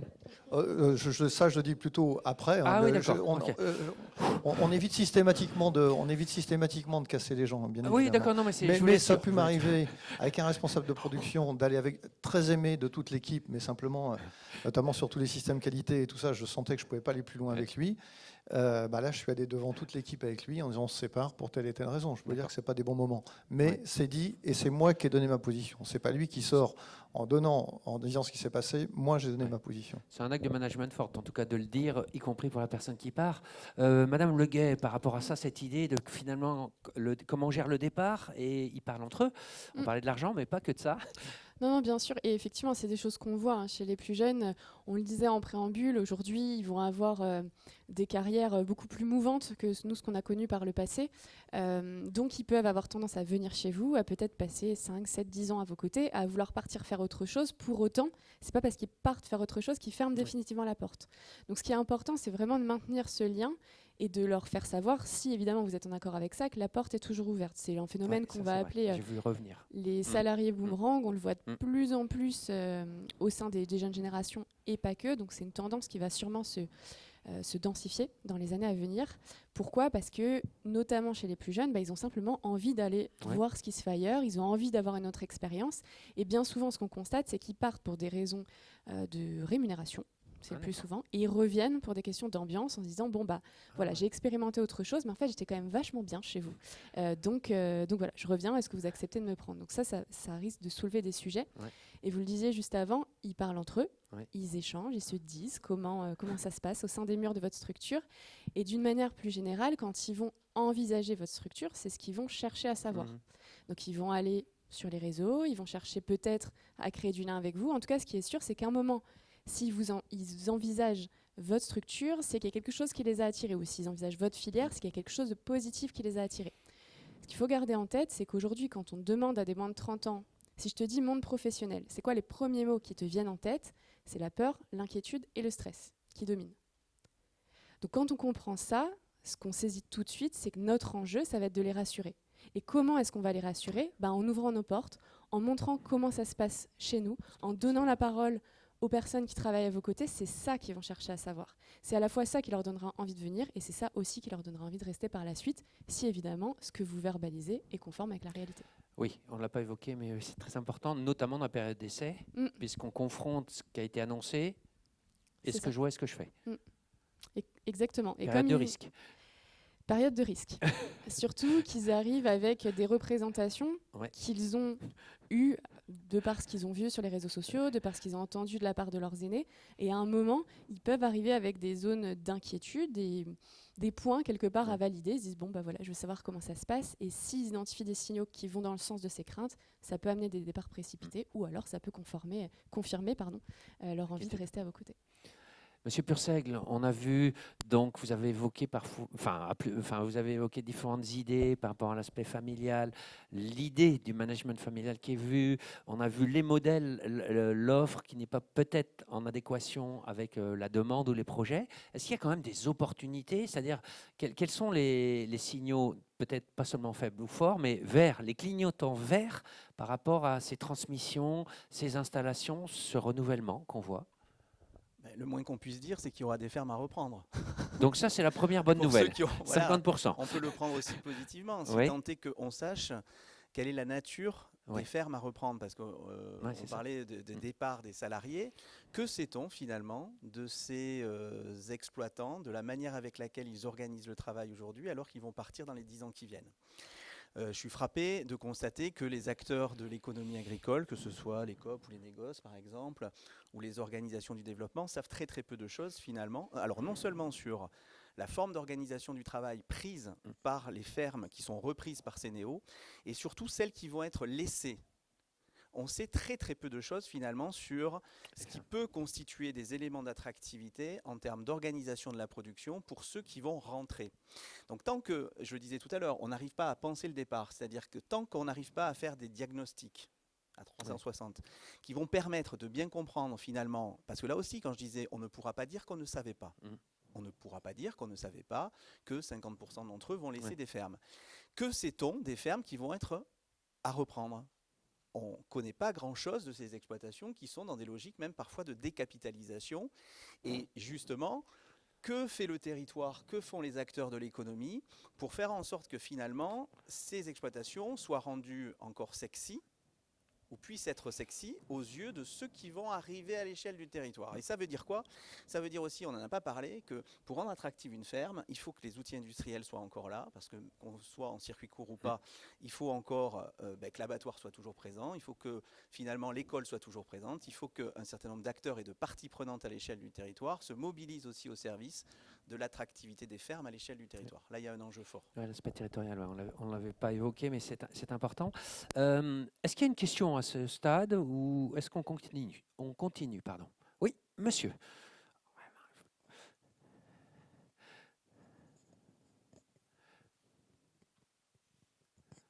Merci. Bonjour à tous. Renaud Le Guivelou, moi je suis consultant métier dans un cabinet de recrutement. Alors déjà, le constat que vous faites, rassurez-vous, il existe aussi sur d'autres métiers, si ça peut vous rassurer. Moi, j'avais une question par rapport justement à la valorisation de ces métiers-là. Est-ce que vous avez le sentiment aujourd'hui qu'ils sont valorisés? Je parle notamment à travers la formation professionnelle, à travers les lycées. Parce que moi, de l'extérieur, M. Fontou disait tout à l'heure, c'est effectivement, c'est pas bien ou c'est pas un bon message que de mettre une pancarte « on recrute ». Et c'est vrai que vu de l'extérieur, la communication que nous renvoient les agriculteurs, c'était, je crois, il y a 1 an maintenant, c'est des barrages filtrants. Les médias jouent aussi un rôle important par rapport à ça et transmettent une vision des métiers, de ce métier-là, qui ne sont pas forcément joyeuses. Et donc, je me dis comment, justement, coopter ou capter des jeunes, alors que l'image qu'on renvoie aujourd'hui, c'est globalement plutôt un métier compliqué où des personnes ne gagnent pas d'argent, voire même en perdent. Alors, il y a plein de choses dans votre question, ça tombe bien, c'était le sujet suivant, donc vous faites la transition et je vous en remercie. C'est effectivement en termes de communication. Qui doit porter? Alors là, vous évoquez les acteurs agricoles eux-mêmes qui disent c'est dur, voire on parlait du familial, fais pas mon métier, fais des études pour faire autre chose. Un prisme médiatique qui peut être légèrement déformant parfois également. Et donc, quel est votre avis? Qui doit le faire? Alors, on parle devant Agriculteurs de Bretagne qui fait ça tous les jours. Hein. Changer, faire connaître la pratique, l'évolution des pratiques de l'agriculture en Bretagne. Qui doit porter la communication selon vous, Madame Leguet? Alors moi, je vais vous partager des chiffres issus d'une étude qu'on a réalisée l'année dernière sur justement l'indice de confiance accordé aux différents types de discours. Ouais.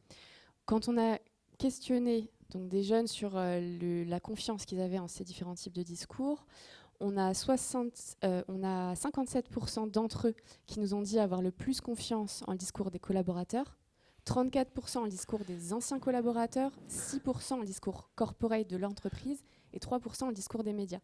Donc on voit bien que la différence, elle est significative et ce que ça veut dire, c'est que c'est une bonne nouvelle, c'est que c'est à nous de nous emparer aussi de ces messages-là, alors que ce soit via du digital ou via du présentiel, mais c'est à nous de créer ce lien et c'est ça qu'ils veulent savoir et ils veulent savoir comment ça se passe concrètement pour de vrai. Donc c'est aussi un message incarné puisque c'est une personne qui le dit, qui le signe avec son nom, son prénom ou un avatar, mais ça marche moins bien. Ouais, on ne l'a pas dit, mais il y a un test qui est très intéressant à faire, c'est d'aller regarder ce qui se dit de vous sur Indeed, par exemple. Si un jour vous avez 1 minute à perdre, allez juste voir sur Indeed ce qui se dit sur votre entreprise. Bon, prenez peut-être un café, un whisky peut-être à droite, on ne sait jamais, hein, ça peut. C'est intéressant. Avec les mots, les expressions, les notes. Et je me permets juste de rebondir sur ce point. Justement, des fois, quand on regarde ce qui se dit sur nous sur Internet, ça peut nous crisper parce qu'on se dit ah là là, il y a du positif, mais pas que. Si vous avez déjà du positif, c'est très bien. Le et pas que, il n'est pas si grave que ça. Pourquoi ? Parce que ça va renforcer justement cette dimension authentique. On ne peut pas être parfait. Ils le savent, ils en ont bien conscience et justement, c'est important de communiquer sur ce que vous faites de bien, mais c'est aussi important de leur dire on n'est peut-être pas les meilleurs sur ce point, mais justement, on a besoin de vous pour le devenir, parce que là, vous allez actionner leur sentiment d'utilité et aujourd'hui, c'est ça le principal levier d'attractivité aux yeux des plus jeunes. Donc, ce qu'il y a quand même dans le message que vous faites passer, c'est qu'on peut répondre aussi et on doit peut-être répondre par rapport à ça en disant « J'entends, merci pour votre retour, on fait ça pour changer ou pas ?» Alors, on peut entendre, il faut entendre et on peut répondre. Ou pas. Après, c'est dans la forme. D'accord. Il peut y avoir des sujets. Comment on le fait ? Répondre, oui, si vous intégrez vraiment, mais ne pas aller à la confrontation parce que notamment sur la partie digitale, ça ne va pas forcément envoyer des signaux positifs. On peut partir un peu dans les tours. Madame Heiser, la communication, l'attractivité du secteur, quel est votre avis là-dessus? Parce que c'est vrai, tout à l'heure, on entendait « vivons heureux, vivons cachés ». Je crois que c'est vous qui l'avez dit, Floriane. On voit que ça change, mais qu'on est aussi obligé de changer par rapport à ça, par rapport à tout ce que vous dites. Quel est votre avis là-dessus? Alors moi, je pense qu'on est tous acteurs de cette communication sur l'attractivité des métiers. Et parfois, il ne faut pas changer grand-chose pour donner une image complètement différente. C'est-à-dire, effectivement, par exemple, Moi, je n'ai pas pour habitude de parler de difficultés de recrutement, mais je préfère parler d'opportunités dans l'agriculture. Donc, c'est vrai que ce n'est pas grand-chose, c'est juste quelques mots qui changent, mais ça change toute l'image. Et puis, j'ai envie d'appuyer les faits, ce que vous venez de citer comme exemple, avec justement tout ce qu'on dit doit être illustré d'exemples, illustré de faits, parce que ça, c'est crédible. C'est pas les avis des personnes qui travaillent dans les organismes agricoles, etc., qui vont vraiment compter. Ça, je l'observe vraiment. Par contre, de venir avec un témoin, comme on a fait là, comme on le fait sur les plateaux télé, voilà, c'est ça qui est vraiment porteur. Et les gens croient ce que disent les gens parce que ce que disent les salariés ou les agriculteurs qui vivent au quotidien ces métiers, parce que c'est tout simplement crédible et parce qu'ils l'illustrent avec des faits concrets. Je pense que c'est important d'illustrer avec des faits concrets. Floriane, pour vous, est-ce qu'il y a un plafond de verre à percer, vous qui avez découvert le secteur agricole, qui avez fait le choix d'y venir, est-ce qu'il y a en com, alors vous avez dit tout à l'heure, il ne faut plus faire ça, hein, vivons heureux, vivons cachés, quel est votre conseil, quel est votre constat? Je pense que c'est à nous, éleveurs, d'aller parler de notre quotidien. Enfin, les meilleurs placés dans l'histoire, c'est nous. C'est nous qui le vivons, c'est nous. On est dans nos élevages tous les jours, donc c'est à nous d'aller porter le message. Pas forcément dans les lycées agricoles, aussi hautes, donc que ce soit des tout petits ou des moyens ou des plus grands. Et ben c'est à nous d'aller vers eux.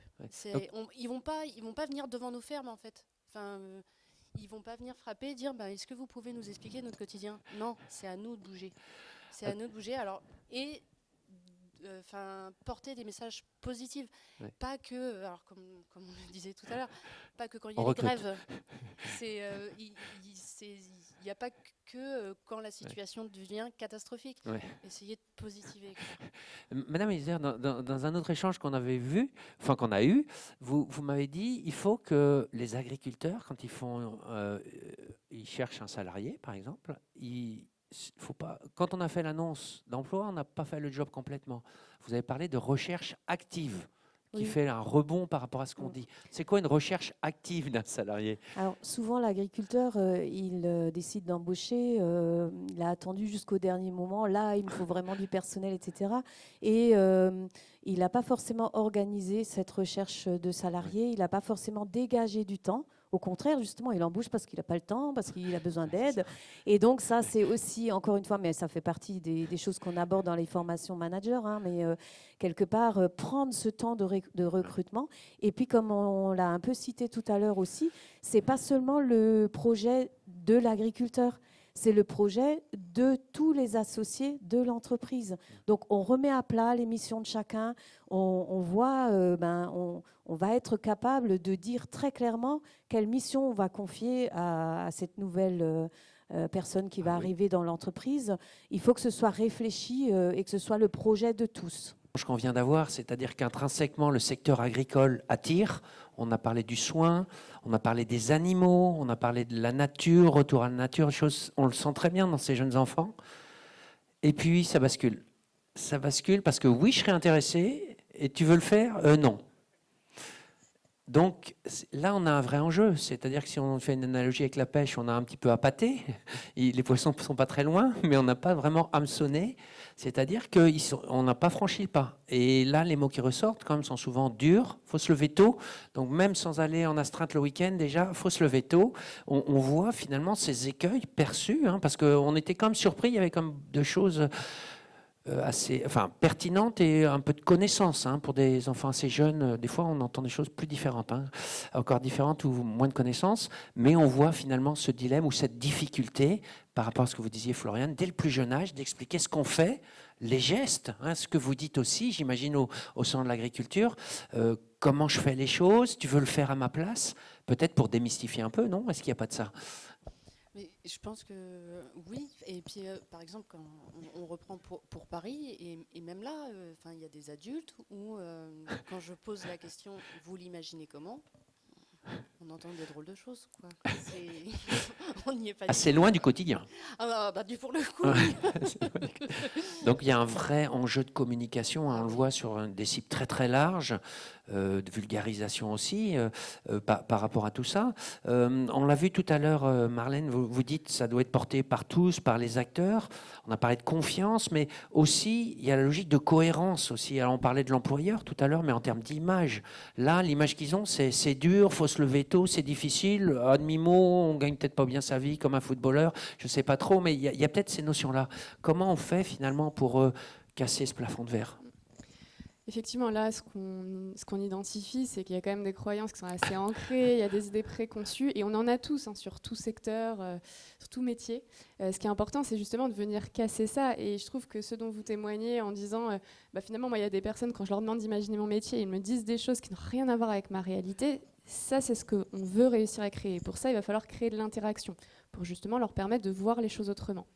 Ça vous est peut-être déjà arrivé d'être face à une classe de 6e ou de 4e, de se dire, bon, ok, j'ai entendu ce qu'ils m'ont dit aujourd'hui, allez, je vais aller voir ma classe de 4e et puis je vais leur parler de mon métier.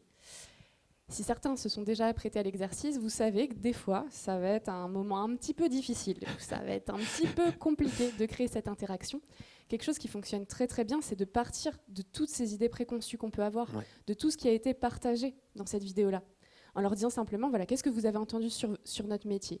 Est-ce que vous avez déjà entendu ça ? Est-ce que vous avez déjà entendu qu'il fallait se lever tôt ? Donc là, normalement, ils vont vous répondre oui. Ou si vous répondez non, vous dites, je suis hyper surpris. Moi, je l'entends tout le temps. Donc là, il n'y a aucun d'entre vous qui n'a jamais pensé ça.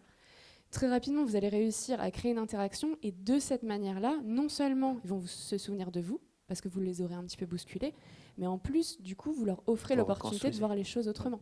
Donc ça, c'est important, et c'est un petit truc qui fonctionne très bien. Je vous passe la parole juste après, Valérie, mais quand on préparait, vous disiez aussi que dans les annonces, c'est plutôt aussi sous forme de questions-réponses. Oui, on a réalisé une étude qu'on continue à réaliser. D'ailleurs, on a commencé il y a 3 ans, donc c'était en partenariat avec l'ABEA, donc l'Association bretonne des entreprises agroalimentaires. J'ai oublié de le dire. Et la question qu'on s'est posée, c'était est-ce qu'on peut vraiment se rendre attractif à travers une offre d'emploi ? Et en fait, on a identifié que quel que soit le secteur, quel que soit le profil, il y a effectivement 3 leviers à actionner pour permettre de se rendre plus attractif, pour susciter de la curiosité et pour avoir plus de candidatures déposées.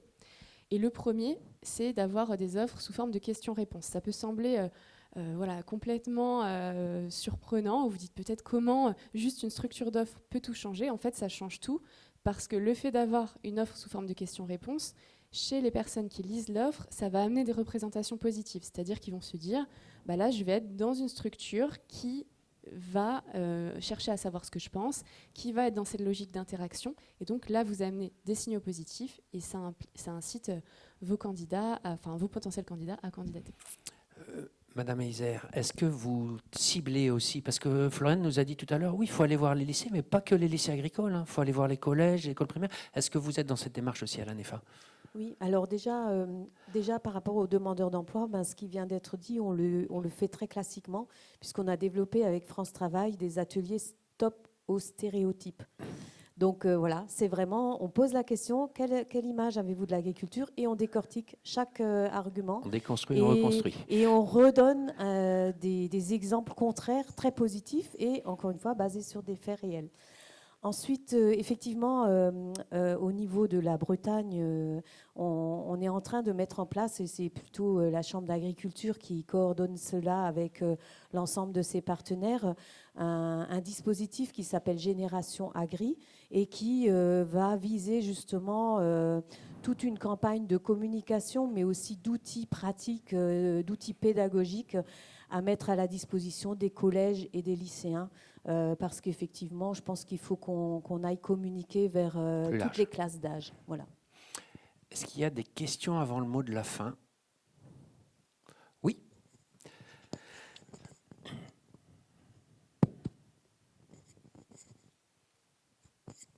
Oui, bonjour. Donc moi, je suis Marc Caron-Gavin, je suis un producteur de légumes en plein champ. Et en termes de responsabilité, je suis président d'une coopérative de légumes et d'horticulture et président de l'AOP Prince de Bretagne. Donc tout le sujet de la transmission, de l'installation, du problème de main-d'œuvre, on y est confronté tous les jours et moi sur mon exploitation aussi. Et je voulais juste attirer l'attention. Moi, je suis donc exploitant, je suis en retraite d'ici quelques années Mes enfants ne reprendront pas. J'en suis navré, mais c'est comme ça, c'est un constat. Maintenant, aujourd'hui, donc je souhaite transmettre mon exploitation. Et je pense c'est pouvoir la transmettre tout doucement, je vais dire, en prenant un repreneur qui apprendrait sur mon exploitation à connaître les terres, savoir quels légumes on peut faire sur tel terrain, les différentes problématiques, et puis connaître les salariés. Moi, j'ai des salariés. Ils me connaissent. Je les connais. Quelqu'un qui arrive chez moi, je pense qu'il a besoin de connaître, et mes salariés ont besoin aussi, de façon à ce que tout ça se fasse.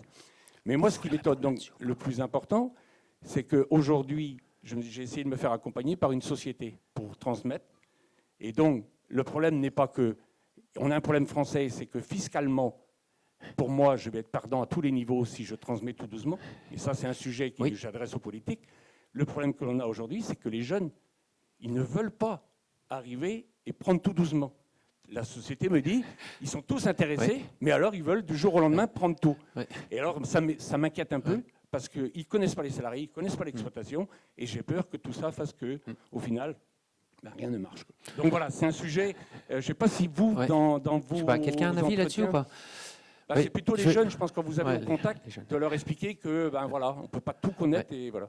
C'est juste ma question. Alors, là, je me permets de changer un tout petit peu de casquette. J'ai animé une table ronde là-dessus la semaine dernière.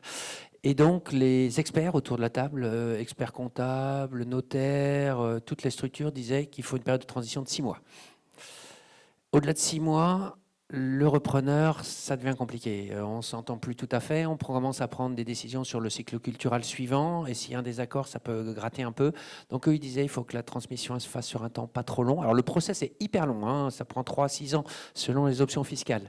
Mais c'est autre chose. Ça, c'est le côté patrimonial et fiscal. Mais par contre, sur le côté humain, ils étaient tous d'accord pour dire qu'une transition, c'est 6 mois. Donc, voilà. Je ne sais pas après. Voilà, je vous donne l'avis de ce qu'ont dit les experts la semaine dernière. Allez-y, monsieur Bursec. La transmission, si je peux me permettre, c'est de l'anticipation aussi. Hein. Oui, alors ça, c'est la transmission. C'est quand même le seul secteur d'activité où, parmi les actifs agricoles, on dénombre pas moins de 20 à 25% de plus de 65 ans. Bon, il y a des dispositifs qui peuvent permettre de faciliter la transmission, du Trey, Enco et j'en passe des meilleurs. Mais il y a un déficit d'anticipation aussi dans cette profession qui fait qu'à un moment donné, cette progressivité, elle n'est pas possible aussi parce que on est acculé pour des raisons fiscales, etc. Oui, c'est ça. Hors fiscal. Il n'y a pas beaucoup de professions. Je ne pense pas que chez les artisans commerçants, on ait autant d'actifs qui ont plus de 65 ans. Enfin, il y a quand même une vraie question qui se pose dans ce secteur-là, avec cette population très âgée. Quand je vous disais, il faut penser le départ, mais franchement, il faut vraiment le penser. Donc là, c'était effectivement une fois que j'ai décidé 6 mois, et effectivement, il n'y avait pas de dispositif, comme vous disiez, ou alors des actionnaires minoritaires parmi les salariés pour les fidéliser, et qui après, voilà. Mais enfin, voilà, si vous voulez, on pourra reparler en face à face après. Je vous donnerai des noms de gens qui sont bien plus compétents que moi là-dessus. Est-ce qu'il y a d'autres questions? Oui, une question du jeune homme. Oui, bonjour. Du coup, je suis Axel Bonhomme. Je suis étudiant à l'Institut Agro à Rennes, en master. C'était pour reprendre le propos que vous avez fait, Floriane, sur la méconnaissance un peu du grand public et particulièrement sur l'élevage de porc. L'année dernière, du coup, j'ai travaillé sur un projet de master sur en gros l'image qu'avait la société du porc. Et effectivement, on a fait une petite enquête au grand public. Et on s'est rendu compte que je crois que c'était quasiment 75%. Enfin, on avait fait circuler 3 images de porc, donc un porc en plein air, dans une prairie, un porc sur paille et un porc en caillebotis. Et on s'est rendu compte qu'en fait, la plupart des gens qui avaient répondu pensaient que l'élevage porcin se trouvait en grande majorité en plein air ou sur paille. Et en fait, ça ne nous a pas tellement choqué ce résultat-là. Et on avait aussi fait une enquête on avait pris des livres qu'on trouvait dans une bibliothèque de Rennes pour voir un peu quelles images étaient représentées pour les enfants, etc. Et en fait, 80% des images, c'est un petit cochon rose qui est sur un fond blanc. Et en fait, c'est très dénué de la réalité, c'est ça.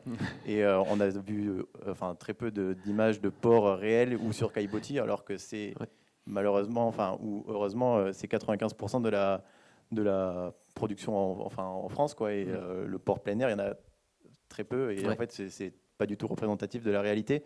Donc je pense que ce choc-là aussi dans l'attractivité, c'est que quelqu'un qui a vu des cochons tout roses toute son enfance, on a un peu l'image de Peppa Pig, et qui arrive dans un élevage porcins sur caillebotis, je pense que le choc, et ça peut du coup être une réticence pour des personnes qui veulent travailler dans l'agriculture plus tard. Ouais.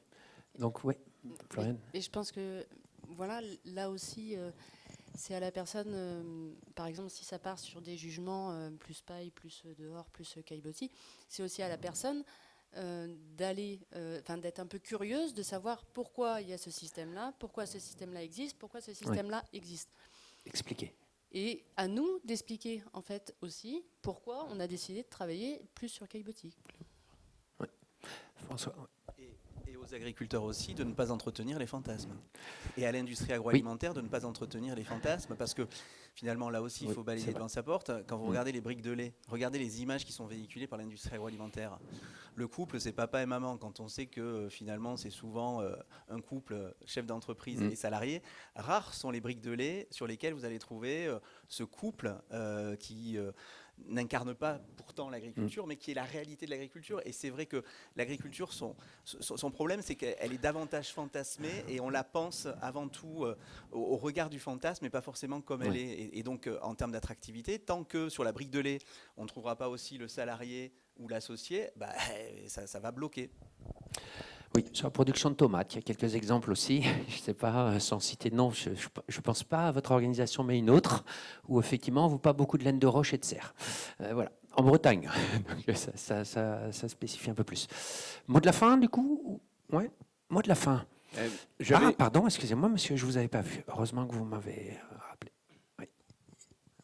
Oui, Joël Trommer, agriculteur dans les Côtes-d'Armor. On a parlé très rapidement, en fait, moi je parle de génération X, Y, Z, et alors alpha, et après sans doute sera la bêta, je m'excuse. Mais, sans doute. Donc en analysant ces générations-là, en fait, on peut essayer de savoir un petit peu la vision qu'ils ont, et puis un petit peu comment sera l'agriculture demain, puisqu'il y a des évolutions. La deuxième, c'est la notion de filière qu'on n'a pas parlé.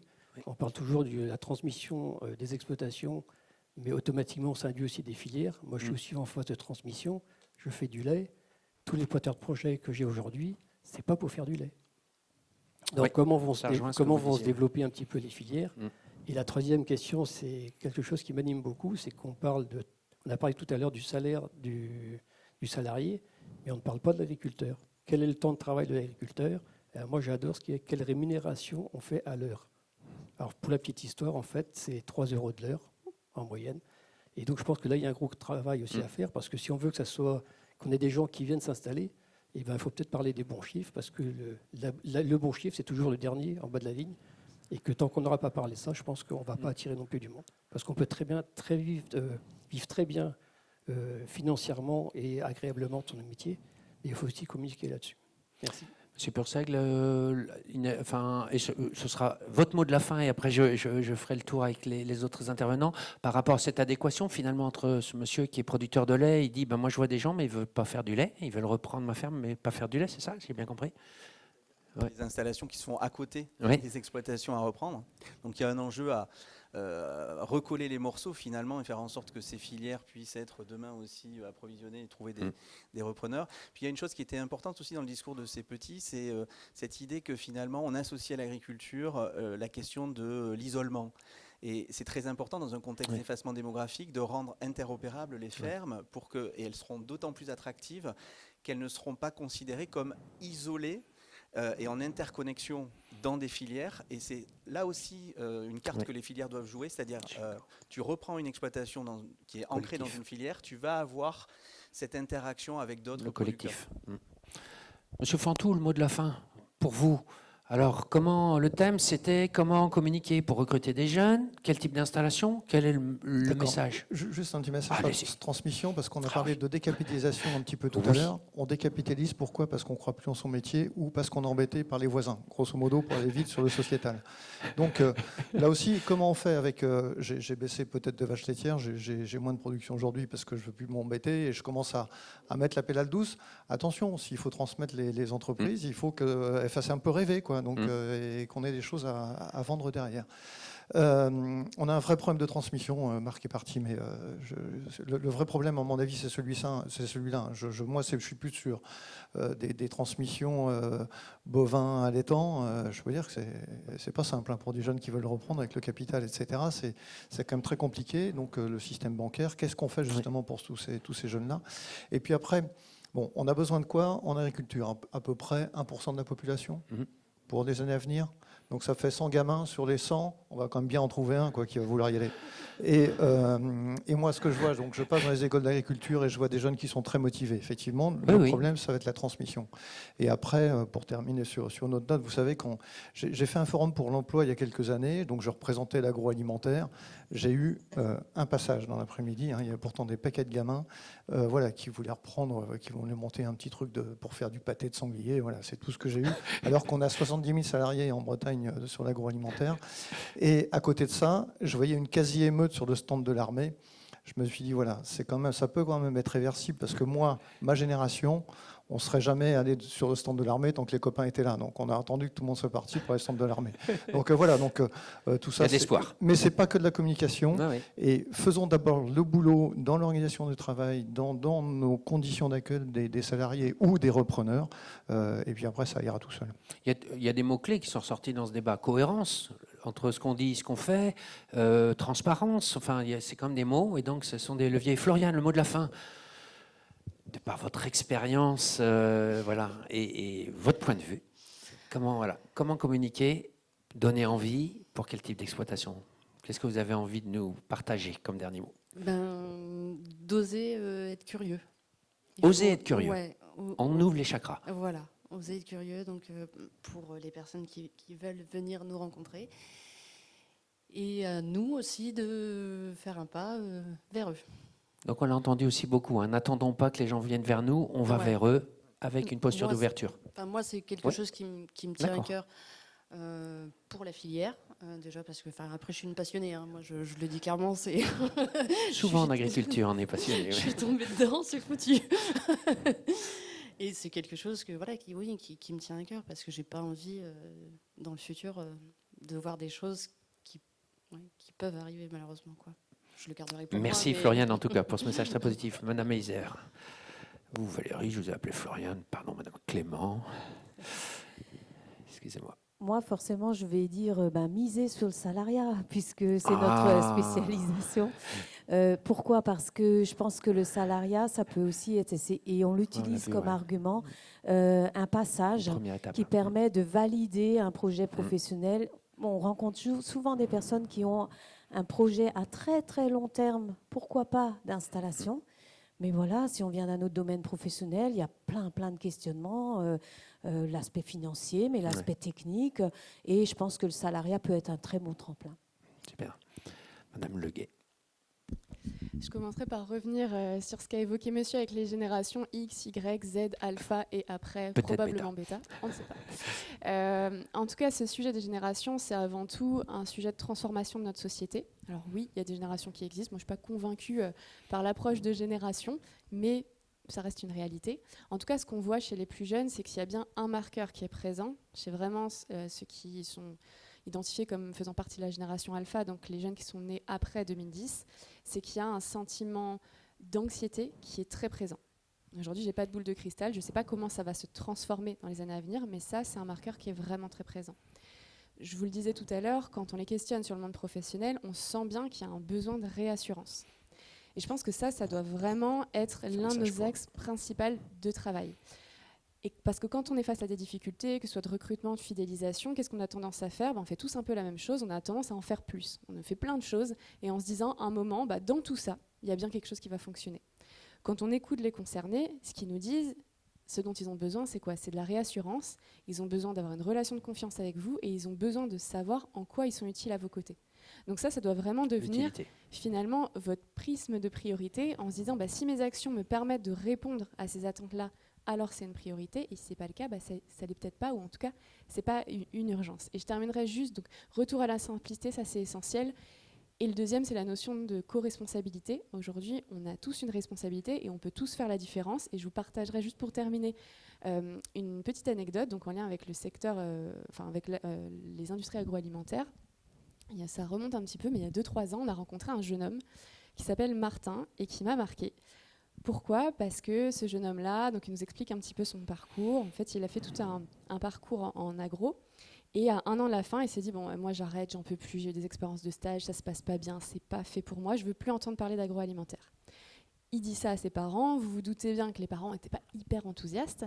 Donc finalement, le compromis qu'il trouve, c'est une dernière année en alternance. Donc là, il recherche sur le territoire et il trouve une alternance dans un abattoir, qui n'était clairement pas l'entreprise de ses rêves.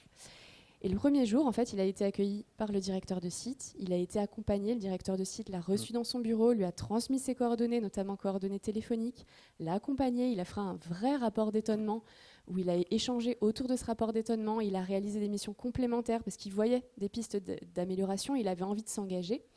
Et donc, il a fait ça tout au long de l'année. Il a vraiment, le directeur de site et ce jeune homme ont vraiment cultivé un lien, une proximité. Et à l'issue de l'année, non seulement il est resté dans l'agro, mais aujourd'hui, c'est un ambassadeur mais incroyable pour les industries agroalimentaires.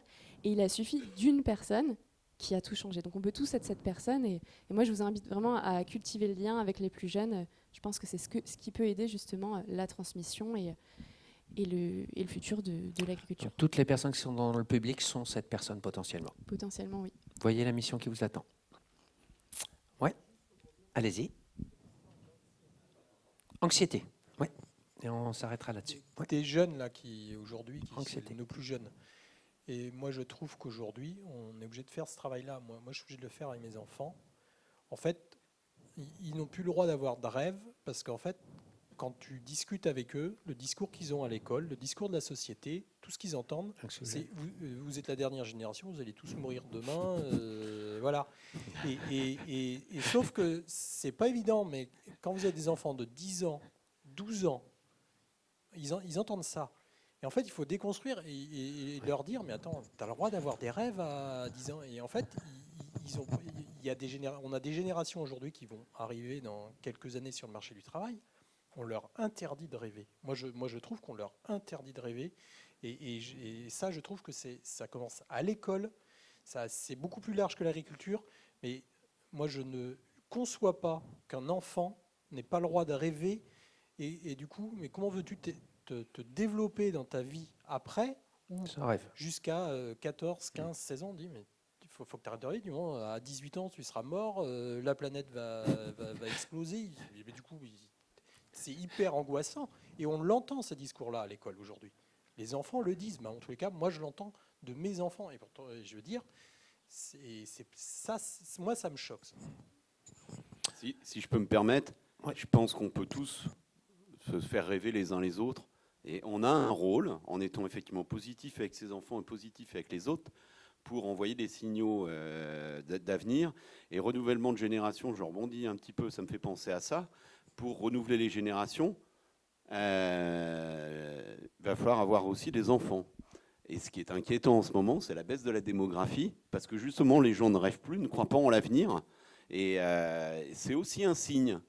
Donc, croyez en l'avenir, faites des enfants. Oui, est-ce qu'on termine là-dessus? Merci beaucoup à vous tous d'être venus, d'être restés jusqu'à la fin. J'espère que vous avez passé un bon moment et bon space. Bonne journée.